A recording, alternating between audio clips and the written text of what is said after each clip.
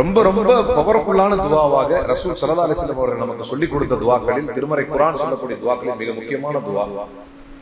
அப்படி சொல்லி கைகளை உயர்த்தும் போதே நம்முடைய பாவங்கள் நம்முடைய கண்களுக்கு முன்னால் வந்து அப்படியே நான் ஏற்கனவே ஃபர்ஸ்ட் நம்ம நாள்ல சொன்ன மாதிரி அந்த அழுகையை வர வைக்கக்கூடிய ஒரு அற்புதமான துவா தான் ரப்பனா வலம்னா அன்ஃபுஸனா வஇல்லம் தக்ஃபிர் லனா வதர்ஹம்னா லனகூனன்ன மினல் காசிரின். இது யார் கேட்ட துவா? ஆதம் அலைஹிஸ்ஸலாம் பாவத்தை பண்ணிட்டு தப்பு பண்ணிட்டு வந்துட்டேன், தொடர்ந்து இதை கேட்டாரு. அல்லாஹ் என்ன பண்ணிட்டான் அப்படின்னா இந்த துவாவை தொடர்ந்து ஆதம் அலைஹிஸ்ஸலாம் ரசூலுல்லாஹ் சொல்றாங்க, தொடர்ந்து உங்களுடைய தந்தை ஆதம் அலைஹிஸ்ஸலாம் இந்த துவாவை கேட்க போய் தான் சொல்ல போனா நம்முடைய மொத்த தலையெழுத்து எங்க மாறிச்சு, யாரால மாறிச்சு? நம்ம இப்பெல்லாம் எங்க இருந்திருக்க வேண்டியது? நம்ம ஆக்சுவலா நம்ம ஜாலியா சொர்க்கத்துல என்ஜாய் பண்ணிட்டு இருக்க வேண்டிய நம்ம டோட்டலா இங்க வந்ததுக்கு காரணம் அந்த ஒரு தப்பு தான்.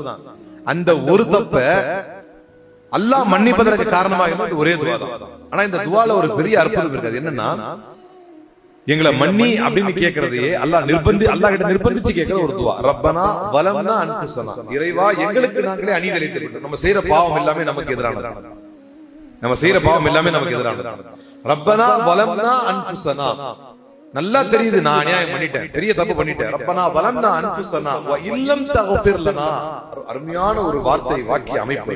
வ இல்லம் தக்ஃபிர் லனா, நீ மன்னிக்கலன்னு வையேன், வதர்ஹம்னா, நீ இரக்கம் காட்டலன்னு வையேன், லனகூனன்ன மினல் காசிரின், நிச்சயமாக மிக நிச்சயமாக நஷ்டவாளிகளில் ஒருவனாக நான் மாறிடுவேன் இறைவா, நாங்க மாறிடுவேன் இறைவா, அதனால எங்களை மன்னிச்சே ஆகணும் என்ற துஆவை கேட்க சொன்னாங்க.